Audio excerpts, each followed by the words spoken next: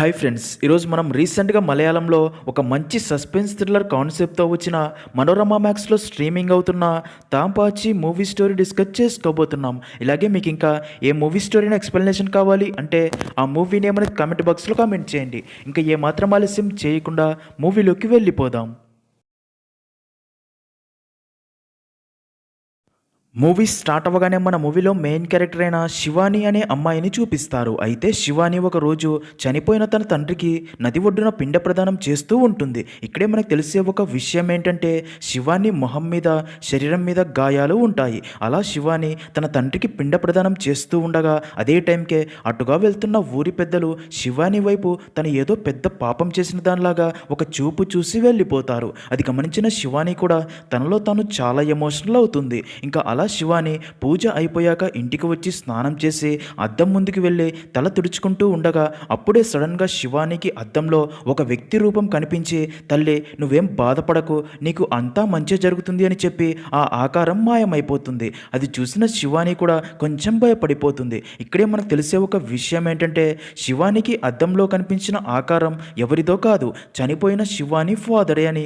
నిజానికి శివానికి తన ఫాదర్ అంటే చాలా ఇష్టం. అలాగే తన ఫాదర్కి కూడా శివాని అంటే ప్రాణం. అందుకే తన ఫాదర్ చనిపోయాక కూడా శివాని తన ఫాదర్ని మర్చిపోలేక తను ఇంకా తనతోనే ఉన్నట్లు ఊహించుకుంటూ ఉంటుంది. అసలు శివాని జీవితంలో ఏం జరిగింది, శివాని ఫాదర్ ఎలా చనిపోయాడో తెలియడానికి ఇక్కడే స్టోరీ కొన్ని రోజుల వెనక్కి ఫ్లాష్ బ్యాక్లోకి వెళ్తుంది. సీన్ కట్ చేస్తే శివాని ఫాదర్ పేరు శివన్ తాంపాచి. తను అదే ఊరి గుడిలో పూజారిగా ఉంటూ ఎప్పుడూ దైవనామ స్మరణలోనే ఉంటాడు. అందుకే తాంపాచి శరీరంలోకి అప్పుడప్పుడు దేవుడు ఆవాహిస్తూ దేవుడి ముందు తాంపాచి దేవుడి కత్తి గజ్జెలో పట్టుకుని నాట్యం చేస్తూ ఉంటాడు. అందుకే ఊరిలో అందరికీ తాంపాచి మీద గౌరవం నమ్మకం ఉంటాయి. కానీ తాంపాచికి ఆదాయం మాత్రం అంతంత మాత్రంగానే ఉంటూ ఇంటి ఖర్చులకు కూడా డబ్బు ఉండక ఇబ్బంది పడుతూ ఉంటాడు. ఇంకా అలా ప్రతిరోజు రాత్రి దేవుడి ముందు నాట్యం చేశాక తాంపాచి పూజ కోసం ధరించిన దుస్తులతో కత్తి తీసుకుని ఇంటికి వచ్చి అవన్నీ తీసిపెట్టి స్నానం చేయడానికి బయటికి వెళ్ళబోగా శివాని తనతో, నాన్న ఇంత రాత్రి సమయంలో బయటికి వెళ్ళి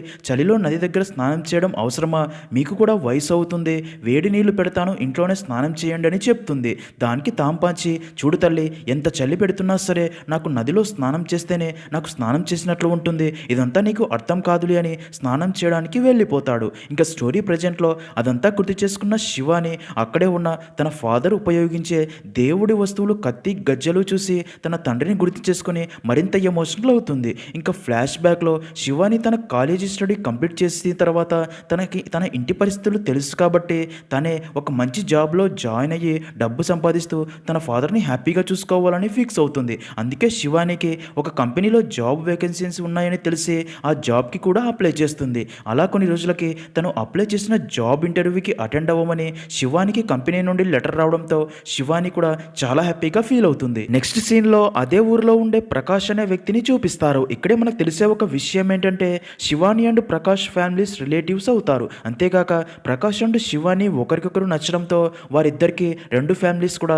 త్వరలోనే పెళ్లి చేయాలి అనుకుంటూ ఉంటారు. ఇంకా శివాని తనకి కంపెనీ నుండి ఇంటర్వ్యూ లెటర్ వచ్చిందన్న హ్యాపీ న్యూస్ మొదట ప్రకాష్కి చెప్పాలి అని శివాని ప్రకాష్ ఇంటికి వెళ్తుంది. ప్రకాష్ అమ్మకి శివాని అంటే చాలా ఇష్టం. శివానిని చూసి, ఏంటమ్మా అంత సంతోషంగా ఉన్నావు, ఏంటి విషయం అని అడగ్గా దానికి శివాని ఈ గుడ్ న్యూస్ మొదట ప్రకాష్కే చెప్పాలి అనడంతో, అవునా అయితే ప్రకాష్ తన రూమ్లోనే ఉన్నాడు వెళ్ళు అంటుంది. దాంతో శివాని ప్రకాష్ రూమ్లోకి వెళ్ళగా ప్రకాష్ తన ఫోన్లో ఏదో వీడియో సీరియస్గా చూస్తూ ఉండగా శివాని తనని ఆట పట్టించాలని ట్రై చేస్తుంది. అయితే ఇదే ప్రాసెస్లో ప్రకాష్ చేతిలోని ఫోన్ జారి కింద పడి పగిలిపోతుంది. కానీ ప్రకాష్కి శివాని మీద కోపం రాదు, ఎందుకంటే ప్రకాష్కి శివాని అంటే చాలా ఇష్టం ఉంటుంది కాబట్టి. ఇంకా ప్రకాష్ కూడా శివానిని ఆట పట్టించాలి అని తన వెంట పడగా శివాని పరిగెత్తుకుంటూ ప్రకాష్ అమ్మ దగ్గరికి వెళ్ళి తన వెనకాల నిలబడుతుంది. అది చూసిన ప్రకాష్ అమ్మ, ఏమైంది ప్రకాష్, ఎందుకు శివాని వెంట పడుతున్నావని అడగ్గా దానికి ప్రకాష్, చూడమ్మా శివాని చేసిన పని వల్ల నా ఫోన్ కింద పడి పగిలిపోయింది అని చెప్పగా అది విన్న తన అమ్మ,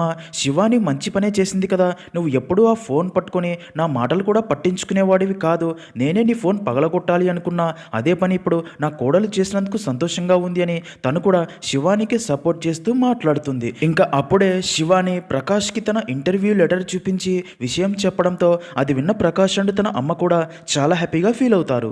సీన్ కట్ చేస్తే అదే రోజు సాయంత్రం శివాని టెంపుల్ టెంపుల్కి వెళ్ళి ఈ ఇంటర్వ్యూలో తను సెలెక్ట్ అయ్యి జాబ్ తనకే వచ్చేలా చూడమని దేవుణ్ణి ప్రార్థిస్తుంది. ఇంకా అక్కడే ఉన్న కొంతమంది ఆ ఊరి పెద్దలు శివానిని చూసి తనతో మాట్లాడి విషయం తెలుసుకుని ఈ ఇంటర్వ్యూలో తను సెలెక్ట్ అయ్యి జాబ్ తనకే వస్తుందని ధైర్యం చెప్తారు. ఇంకా అలా శివాని టెంపుల్ నుండి ఇంటికి నడుచుకుంటూ వెళ్తూ ఉండగా అక్కడే నది ఒడ్డున చేపలు పట్టుకుంటున్న అదే ఊరికి చెందిన సూరన్ అనే వ్యక్తి శివాని వైపే చూస్తూ ఉంటాడు. ఇంకా సూరన్ తన వైపే చూడడం గమనించిన శివానికి చాలా కోపం వస్తుంది. నిజానికి సూరన్ చూడ్డానికి రౌడీలా ఉంటాడు. తను చేసే పనులు కూడా అలాగే ఉంటాయి. అందుకే శివానికి సూరన్ అంటే అస్సలు ఇష్టం ఉండదు. అందుకే సూరన్ని పట్టించుకోకుండా అలా నడుచుకుంటూ ముందుకు వెళ్తుంది. అయితే అలా శివాని నడుచుకుంటూ కొంత దూరం వెళ్ళాక తనని ఎవరో ఫాలో అవుతున్నారో అని డౌట్ వచ్చిన శివాని కొంచెం టెన్షన్ పడుతూ వెనక్కి తిరిగి చూడగా నిజానికి తనని ఫాలో అవుతూ వస్తుంది ప్రకాషే. అలా ప్రకాష్ శివాని దగ్గరికి వచ్చి తనతో మాట్లాడుతూ తనను ఫుల్గా టెన్షన్ పడుతూ ఉండడం చూసి ఏం జరిగిందని అడగ్గా అప్పుడే శివాని ప్రకాష్తో ఇంకా నయం నన్ను ఫాలో అవుతుంది ఆ రాక్షసుడేమో అని ఫుల్గా భయపడిపోయాను అంటుంది. దానికి ప్రకాష్ రాక్షసుడా తను ఎవరు అని అడగ్గా దానికి శివాని ఇంకెవరు ఆ సూరనే తను నాకు రాక్షసులాగే కనిపిస్తాడు అనగా దానికి ప్రకాష్ నవ్వుతూ అయినా నేను ఉండగా నీ వెనకాల మరొకడిని పడనిస్తానా అంటాడు. అలా ఇద్దరు కాసేపు రొమాంటిక్గా మాట్లాడుకున్న తర్వాత శివానిని తన సైకిల్ మీద తీసుకెళ్లి ఇంటి దగ్గర వదిలిపెడతాను అని సైకిల్ ఎక్కమని చెప్తాడు. శివాని సైకిల్ బ్యాక్ సీట్ చూడగా ప్రకాష్ తెలివిగా అప్పటికే బ్యాక్ సీట్ తీసేసి తన ముందు కూర్చోమని చెప్తాడు. ప్రకాష్ ప్లాన్ అర్థమైన శివానికి కూడా మరో దారి లేక ముందు కూర్చోబోగా అదే టైంకే అక్కడికి సూరన్ వచ్చి ఈ టైంలో ఇద్దరు ఇక్కడ ఏం చేస్తున్నారో ఇక్కడ నుండి వెళ్ళిపోండి అని చెప్పడంతో శివాని అక్కడ నుండి వెళ్ళిపోతుంది. ఇంకా ప్రకాష్ కూడా అక్కడ నుండి వెళ్ళబోగా సూరన్ తనని సైకిల్ మీద తీసుకెళ్లి ఊర్లో వదలమని చెప్పి అలా సూరన్ తన సైకిల్ మీద ఎక్కి ఊర్లోని ఒక హోటల్ దగ్గర దిగగా అక్కడ నుంచి ప్రకాష్ వెళ్ళిపోతాడు. ఇంకా సూరన్ ఆ హోటల్ వ్యక్తికి తను పట్టిన చేపలు ఇచ్చి డబ్బులు అడగ్గా ఆ హోటల్ వ్యక్తి ఇప్పుడు తన దగ్గర డబ్బులు లేవు తర్వాత ఇస్తా అనడంతో సూరన్ ఇప్పటికే నువ్వు నాకు చాలా డబ్బులు ఇవ్వాలి 2 రోజుల్లో నా మొత్తం డబ్బులు ఇవ్వాలి అని కోపంతో అక్కడ నుంచి వెళ్ళిపోతాడు. ఇంకా అక్కడే ఉన్న ఊరి వాళ్ళు సూరన్ని చూసి తను వెళ్ళిపోయాక వీడు సూరన్ కాదు రాక్షసుడు అని మాట్లాడుకుంటారు. నెక్స్ట్ సీన్ లో అదే ఊరికి చెందిన మురుగన్ అనే వ్యక్తి శివాని ఇంటికి వచ్చి తాంపాచీతో మీరు నా దగ్గర డబ్బు అప్పుగా తీసుకుని ఇప్పటికే చాలా రోజులైంది, మీరు అడిగిన గడువు కూడా అయిపోయింది, అయినా సరే నా డబ్బు తిరిగి ఇవ్వలేదు, ఇప్పటికే మీకు చాలా రోజులు సమయం ఇచ్చాను, మీరు రేపిస్తా మాపిస్తా అని చెప్తూనే ఉన్నారు, మీ మీద ఉన్న గౌరవంతో ఇన్ని రోజులు ఆగాను, ఈ రోజు నాకు డబ్బు తీసుకొని ఇక్కడ నుంచి వెళ్తాను అని తాంపాచి ఎంత నచ్చ చెప్పినా సరే తన మాట వినడు. అప్పుడే శివాని ఇంటికి రాగా మురుగన్ తనతో నీ చదువు కోసమే మీ నాన్న నా దగ్గర డబ్బు అప్పు తీసుకున్నాడు, ఇప్పుడు నీ చదువు కూడా పూర్తయింది కదా, కనీసం నువ్వైనా ఒక జాబ్లో జాయిన్ అయ్యి నా అప్పు తీర్చు అని చెప్తాడు. అది విన్న శివాని ఇంట్లోకి వెళ్ళి కొంత డబ్బు తెచ్చి మురుగన్కి ఇచ్చి మిగతా డబ్బు త్వరలోనే ఇస్తాను అని చెప్పి పంపుతుంది. అప్పుడే తాంపాచి శివానితో ఆ డబ్బు నేను ఇంటి ఖర్చుల కోసం తీసి పెట్టాను తల్లి, ఆ డబ్బు మురుగన్కి ఎందుకు ఇచ్చావని అడగ్గా దానికి శివాని నాన్న ఆ డబ్బు మీది కాదు ప్రకాష్ నాకు ఇచ్చిందిలే అని చెప్తుంది. అది విన్న తాంపాచి డబ్బు కోసం తాము ఇంత ఇబ్బంది పడుతున్నామని కొంచెం ఫీల్ అవుతాడు. అప్పుడే శివాని తన ఫాదర్కి తన జాబ్ ఇంటర్వ్యూ గురించి చెప్పగా అది విన్న తాంపాచి అమ్మాయి ఒంటరిగా టౌన్కి వెళ్ళి జాబ్ చేయడం ఏంటి అని మొదట వద్దు అంటాడు. కానీ శివాని తన ఫాదర్కి నచ్చ చెప్పి ఇప్పటికే మనం డబ్బు కోసం చాలా ఇబ్బంది పడుతున్నాం, మీరు ఇన్ని రోజులుగా గుడిలో పనిచేస్తున్నా సరే మన జీవితాల్లో ఎలాంటి మార్పు లేదు, అందుకే కనీసం ఇప్పుడైనా నన్ను జాబ్ చేయనివ్వండి, నేను డబ్బు సంపాదిస్తే మనం హ్యాపీగా ఉండొచ్చు అని నచ్చి చెప్తుంది. అది విన్న తాంపాచికి కూడా మరో దారి లేక అయిష్టంగానే ఓకే చెప్తాడు. ఇంకా స్టోరీ ప్రజెంట్లో శివాని తన ఫాదర్ గురించి ఆలోచిస్తూ బాధపడుతూ ఇంట్లోనే ఉంటుంది. ఇలా ఉండగా ఒకరోజు ఆ ఊరి పెద్దలు అందరూ తాంపాచి ఇంటికి వచ్చి శివానితో చూడమ్మా మీ నాన్న తాంపాచి బ్రతికి ఉన్నంత వరకు దేవుడి కత్తి గజ్జలు ధరించి గుడిలో దేవుడి ముందు నాట్యం చేసి తర్వాత వాటిని తన ఇంట్లోనే పెట్టుకునేవాడు, కానీ ఇప్పుడు తను చనిపోయాక కూడా ఈ దేవుడి కత్తి తన ఇంట్లో ఉండడం కరెక్ట్ కాదు, అది అపచారం, దీనివల్ల ఊరికి కీడు జరిగే అవకాశం ఉంది, అందుకే తాంపాచి కూతురిగా నువ్వే వీలైనంత త్వరగా దేవుడి వస్తువులు తీసుకొచ్చి గుడిలో అప్పగించు అని చెప్పి వెళ్ళిపోతారు. అయితే అందులో ఒకడైన రాజన్ మాత్రం తిరిగి వెళ్లకుండా ఒంటరిగా ఉన్న శివాని దగ్గరికి వెళ్ళి ఇప్పుడు నువ్వు చాలా కష్టాల్లో ఉన్నావని నాకు బాగా తెలుసు, ఇప్పుడు నీకు ఒక మొగాడి తోడు చాలా అవసరం, కావాలి అంటే నీకు తోడుగా నేను ఉంటాను, నన్ను నమ్ము అని శివాని శరీరంపై చేయి వేసి తనకి దగ్గర అవ్వాలని చూడగా శివానికి చాలా కోపం వచ్చి తన వైపు కోపంగా చూస్తుంది. దాంతో రాజన్ భయపడి అక్కడి నుంచి వెళ్ళిపోతాడు. ఇంకా తన జీవితం ఇలా అయినందుకు శివాని చాలా ఎమోషనల్ అవుతుంది. ఇంకా స్టోరీ పాస్ట్లో శివాని వెళ్ళి ప్రకాష్ని కలిసి అలా ఇద్దరు మాట్లాడుకుంటూ ఉంటారు. అప్పుడే ప్రకాష్ శివానితో అయినా నువ్వు ఇప్పుడు టౌన్కి వెళ్ళి ఆ జాబ్ చేయడం అంత అవసరమా, మళ్ళీ ఒకసారి ఆలోచించు అనగా దానికి శివాని నాకు ఈ జాబ్ చేయడం చాలా ముఖ్యం, ఎందుకంటే ఎందుకు అంటే ఇప్పటికే మా నాన్నకి వయసు అయిపోతుంది, ఇప్పటికీ మా నాన్న కష్టపడుతూ ఉంటే చూడడం నాకు ఇష్టం లేదు. అదీ కాక ఆ పని వల్ల మా నాన్నకి డబ్బు కూడా చాలా తక్కువ వస్తుంది. అదే ఆలోచిస్తూ నాన్న ఒంటరిగా చాలా బాధపడడం నేను చూశాను. అందుకే జాబ్ చేసి డబ్బు సంపాదిస్తూ నాన్నని హ్యాపీగా చూసుకోవాలి అనుకుంటున్నా. మా నాన్న ఫీలింగ్స్ నేను అర్థం చేసుకుంటున్నా. మరి నా ఫీలింగ్స్ ఎవరు అర్థం చేసుకుంటారు చెప్పు అనగా అది విన్న ప్రకాష్ నేను అర్థం చేసుకుంటా కదా అని తనకి ధైర్యం చెప్తాడు. అలా ఇద్దరు క్లోజ్గా ఉండగా అప్పుడే అటుగా బోట్లో వెళ్తున్న సూరన్ వారిని చూస్తాడు. ఇంకా సూరన్ని చూడగానే శివాని అక్కడ నుండి వెళ్ళిపోగా సూరన్ ప్రకాష్ దగ్గరికి వచ్చి ఇద్దరు ఇక్కడ ఏం చేస్తున్నారు, ఇక్కడ నుండి వెళ్ళిపోండి అని కోపంగా అంటాడు. అలా వారు అక్కడి నుంచి వెళ్ళిపోయాక సూరన్ జరిగింది గుర్తు చేసుకుంటాడు.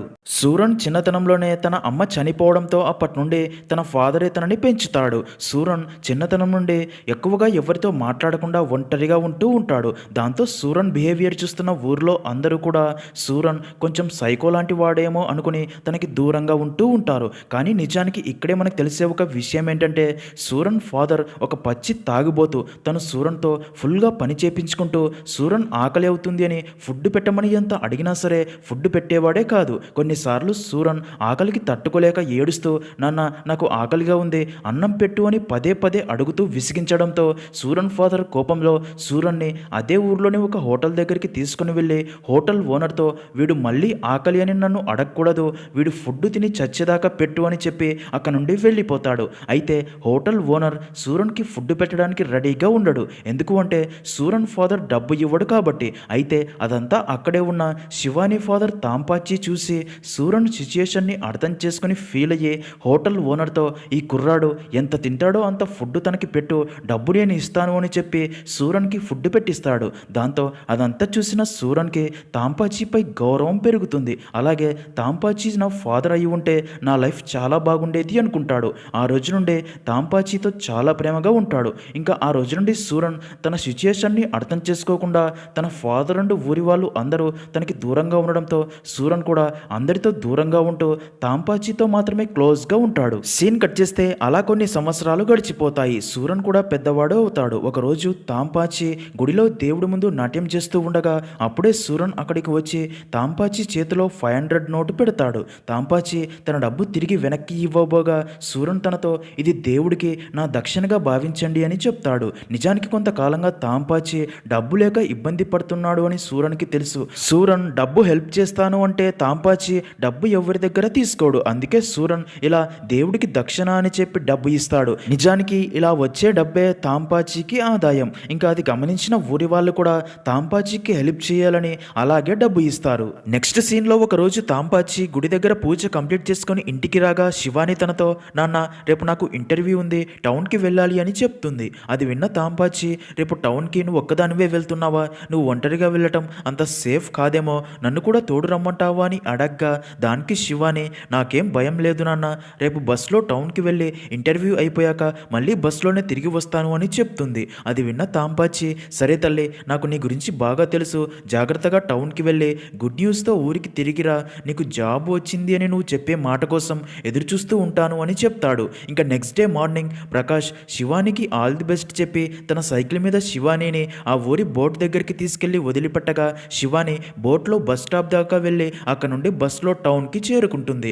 అలా శివాని చివరికి కంపెనీకి చేరుకొని అక్కడి రిసెప్షనిస్ట్ని కలిసి తన డీటెయిల్స్ చెప్పగా శివాని డీటెయిల్స్ తీసుకున్న రిసెప్షనిస్ట్ తనని మేనేజర్ రూమ్లోకి పంపుతుంది. ఇంకా మేనేజర్ శివానీని కొన్ని క్వశ్చన్స్ అడిగి తర్వాత జాబ్కి సంబంధించి ఒక టాస్క్ కంప్లీట్ చేయమని చెప్తాడు. అయితే ఆ టాస్క్ అయిపోయేలోగా తమ ఊరికి ఉన్న లాస్ట్ బస్ కూడా మిస్ అవుతుంది అని శివాని చెప్పగా మేనేజర్ అండ్ రిసెప్షనిస్ట్ నీ టాలెంట్కి నువ్వు టాస్క్ త్వరగా కంప్లీట్ చేయగలవు అనిపిస్తుంది అని మోటివేట్ చేయడంతో శివానికి కూడా జాబ్ అవసరం కాబట్టి వారికి ఓకే అని చెప్పి టాస్క్ స్టార్ట్ చేస్తుంది. అయితే మేనేజర్ అండ్ రిసెప్షనిస్ట్ బిహేవియర్ చూస్తే అక్కడ ఏదో తప్పు జరుగుతుంది అనిపిస్తుంది. కానీ శివాని వారిని అంతగా గమనించదు. సీన్ కట్ చేస్తే అలా సాయంత్రం ఆఫీస్ టైం అవగానే కంపెనీలోని ఎంప్లాయీస్ అందరూ వెళ్ళిపోతారు. అప్పుడే మేనేజర్ కంపెనీలోని ఫోన్ రిసీవర్ తీసి పక్కన పెడతాడు, ఎవరు ఫోన్ చేయకుండా. మరోపక్క శివాని టాస్క్ కంప్లీట్ చేసే బిజీలో ఉంటుంది. అప్పుడే మేనేజర్ శివాని ఉన్న రూమ్ వైపు వెళ్ళడం చూపిస్తారు. ఇదిలా ఉంటే మరోపక్క సాయంత్రం అయినా సరే శివాని ఇంటికి రాకపోవడంతో తాంపాచి ఫుల్గా టెన్షన్ పడతాడు. అలా కాసేపు చూసి ప్రకాష్ దగ్గరికి వెళ్ళి శివాని ఇంటర్వ్యూ అని చెప్పి టౌన్కి ఉదయం వెళ్ళింది కానీ ఇప్పటిదాకా ఇంటికి తిరిగి రాలేదు, ఏమైందో ఏమో అని చెప్పి టెన్షన్ పడగా ప్రకాష్ తాంపాచితో మీరేం టెన్షన్ టెన్షన్ పడకండి, శివాని వచ్చేస్తుంది అని శివాని ఫోన్కి కాల్ చేయగా కాల్ కూడా కనెక్ట్ అవ్వదు. దాంతో ప్రకాష్కి కూడా కొంచెం టెన్షన్ స్టార్ట్ అవుతుంది. అయితే అప్పుడే సడన్గా తాంపాచి శరీరంలోకి దేవుడు ఆవహించడంతో చేతిలో దేవుడి కత్తి పట్టుకొని శివానికి ఏదో ప్రమాదం ఎదురైందని కోపంతో పరిగెడుతూ వెళ్తాడు. ప్రకాష్ తనని ఆపాలని ఎంత ట్రై చేసినా ఆగడు. ఊర్లో వాళ్ళు తాంపాచిని అలా చూసి ఏం జరిగిందని అడగ్గా దానికి ప్రకాష్ శివాని ఇంటర్వ్యూ అని చెప్పి ఉదయం టౌన్కి వెళ్ళింది, కానీ ఇప్పటిదాకా ఇంటికి తిరిగి రాలేదు. దాంతో అదే విషయం ఆలోచిస్తూ తాంపాచి ఫుల్గా టెన్షన్ పడుతూ ఉండగా తన బాడీలోకి దేవుడు ఆవహించాడని చెప్తాడు. మరుసటి రోజు ఉదయం తాంపాచి తన ఇంటికి దగ్గరలో నిలబడి కోపంతో ఊగిపోతూ చేతిలోని కత్తితో తన తలని కొట్టుకుంటూ ఉంటాడు. దాంతో గాయమయ్యి రక్తం కూడా కారుతుంది. తనని అలా చూస్తున్న ఊరి ప్రజలు కొంచెం భయపడిపోయి తాంపాచిని కూల్ చేసి ఇంటికి తీసుకెళ్లగా తాంపాచి నా కుటుంబంలోనే ఇలా ఎందుకు జరుగుతుంది అని గట్టిగా అరుస్తాడు. అప్పుడే శివాని ఇంట్లో నుండి బయటకు వచ్చి తన ఫాదర్ని అలా చూసి ఏడుస్తూ తనని శాంతపరిచి ఇంట్లోకి తీసుకెళ్తుంది. ఇంకా అప్పటికే శివాని ఫేస్ మీద గాయాలు కూడా ఉంటాయి. నిజానికి ఇంటర్వ్యూ కోసం కంపెనీకి వెళ్ళిన శివాని మీద సెక్షువల్లీ అబ్యూస్ జరిగి ఉంటుంది. ఈ విషయం తెలిసిన తాంపాచి తన కూతురిపై ఇలా జరిగిందని చాలా ఎమోషనల్ అవుతాడు. ఇంకా శివానికి జరిగిన విషయం కాస్త ఊరందరికీ తెలిసిపోతుంది. ఇంకా స్టోరీ ప్రెజెంట్లో అదే రోజు మురుగన్ శివాని ఇంటి దగ్గరికి వచ్చి శివానితో మీ నాన్న నా దగ్గర డబ్బు అప్పుగా తీసుకుని అప్పు తీర్చకుండానే చనిపోయాడు. ఇప్పుడు నువ్వు ఉన్న పరిస్థితిలో నా అప్పు ఎలాగూ తీర్చలేవు అని నాకు బాగా తెలుసు. దీనికి ఒకటే పరిష్కారం ఉంది. నేను నీ అప్పు మొత్తం మాఫీ చేయాలి అంటే నువ్వు నన్ను సుఖపెట్టు అని తనకి దగ్గరయ్యి అబ్యూస్ చేయబోగా అప్పటికే బాధల్లో ఉన్న శివానికి చాలా కోపం వచ్చి ఇంట్లోకి వెళ్ళి తన నాన్న కత్తి తీసుకొచ్చి ఇక్కడ నేను ఒంటరిగా లేను, మా నాన్న కత్తి కూడా నాతో ఉంది, మర్యాదగా వెళ్ళిపో లేదంటే చంపుతాను అని బెదిరించడంతో మురుగన్ ఫుల్గా భయపడిపోయి పారిపోతాడు. ఇంకా మరుసటి రోజు ఉదయం ఈ విషయం తెలిసిన సూరన్ మురుగన్ని పిచ్చ కొట్టుడు కొట్టి ఇంకోసారి ఏ అమ్మాయి జోలికైనా వెళ్తే నీ చావు నా చేతుల్లోనే అని చెప్పి వార్నింగ్ ఇస్తాడు. ఇంకా అదే రోజు సాయంత్రం శివాని ప్రకాష్ని కలిసేందుకు తన ఇంటికి వెళ్తుండగా ఏ ఊరి ప్రజలైతే తాంపాచిని దేవుడి ప్రతిరూపంగా భావించి గౌరవించేవారో తన కూతురు శివానిని అదే విధంగా గౌరవించేవారో అదే ఊరి ప్రజలు ఇప్పుడు శివాని జీవితంలో జరిగిన అనుకోని సంఘటనని అడ్వాంటేజ్గా తీసుకుని తనతో అసభ్యకరంగా మాట్లాడుతూ తప్పుడు దృష్టితో చూస్తూ ఉంటారు. అది గమనించిన శివాని తను ఇప్పుడున్న సిచ్యుయేషన్లో తనకి అండగా నిలవాల్సిన ఊరి వాళ్ళే ఇలా ప్రవర్తిస్తున్నందుకు చాలా ఎమోషనల్ అయ్యి అలా ప్రకాష్ ఇంటికి చేరుకుంటుంది.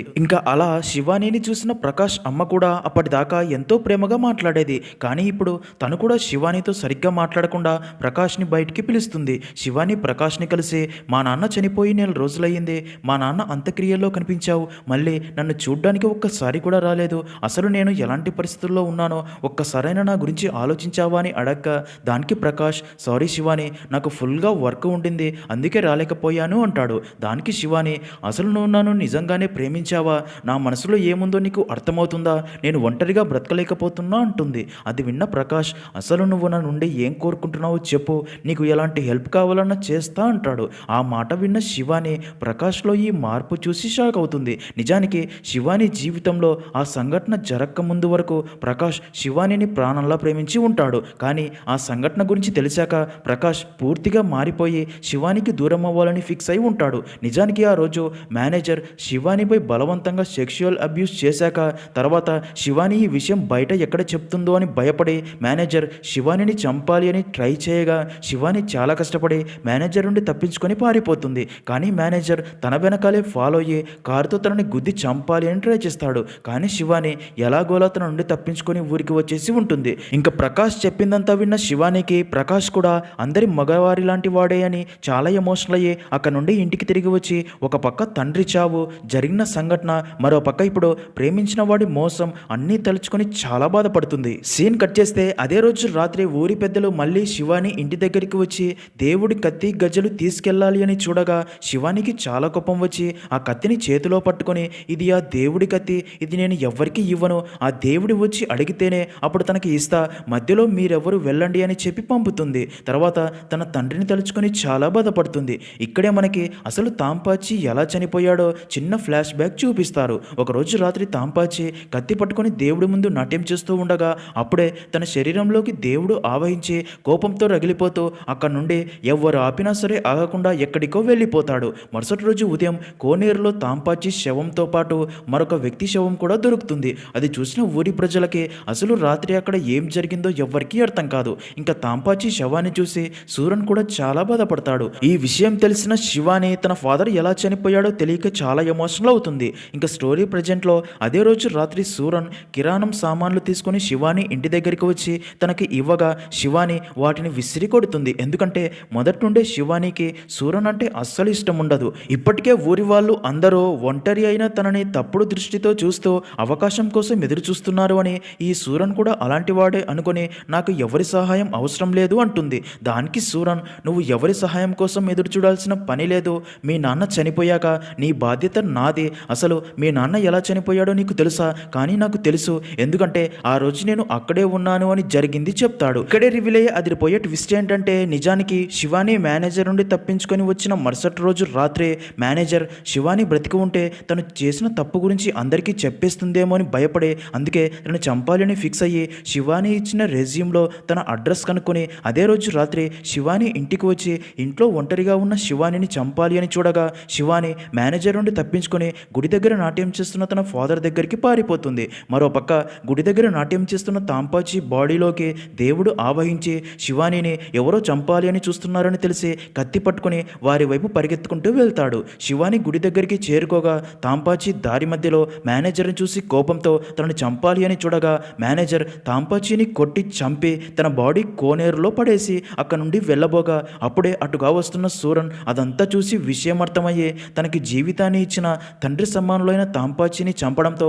సూరన్ కోపంతో మేనేజర్ని చంపి అదే కోనేరులో పడేసి ఉంటాడు. అలా సూరన్ జరిగింది శివానికి చెప్పి, తాంపాచి నీకు మాత్రమే నాన్న కాదు, నాకు కూడా నాన్న లాంటి వారే, నువ్వు నాకు చెల్లెల్లాంటి దానివి, నేను నీ అన్నయ్య అనుకుంటే ఈ వంట సామాన్లు తీసుకో అని ఇస్తాడు. అదంతా విన్న శివాని ఇన్ని రోజులు రాక్షసుడు అనుకున్న సూరన్ ఊరి వాళ్ళందరికంటే మంచి మనిషి అని అర్థమయ్యి అందుకే మనిషి రూపాన్ని చూసి తప్పుడు అంచనా వేయకూడదు అని దేవుడి కత్తి తన తండ్రి తర్వాత ఉండాల్సింది సూరన్ దగ్గర మాత్రమే అని, తనే తాంపాచి తర్వాత ఈ ఊరికి రక్షగా ఉంటాడు అని వాటిని సూరన్కి ఇస్తుంది. ఇక మీదట నువ్వే తాంపాచివి అన్నయ్య అంటుంది. అప్పటి నుండి సూరనే దేవుడి కత్తి గజ్జెలు ధరించి గుడి దగ్గర నాట్యం చేస్తూ ఉంటాడు. ఇంకా తన బాడీలోకి కూడా దేవుడు ఆవహిస్తూ ఉండడంతో ఊరి వాళ్ళందరూ కూడా సూరన్లోనే తాంపాచిని చూసుకుంటూ తనని కూడా గౌరవించడం స్టార్ట్ చేస్తారు. అలా అక్కడితో మూవీ అనేది ఎండ్ అవుతుంది.